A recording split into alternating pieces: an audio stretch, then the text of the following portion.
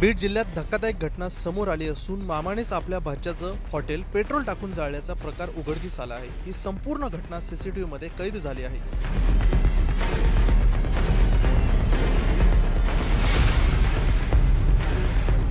केज शहरातील शासकीय विश्रामगृहासमोर असलेल्या हॉटेलवर रात्री उशिरा पेट्रोल ओतून आग लावण्यात आली।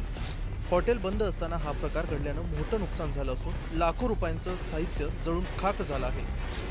घटनेनंतर हॉटेल चालक तरुणानं शेजारील दुकानातील सीसीटीव्ही फुटेज तपासलं असता धक्कादायक बाब समोर आली। हॉटेलला आग लावणारा व्यक्ती दुसरा तिसरा कोणी नसून त्याचा मामाच असल्याचं स्पष्ट झालं आहे।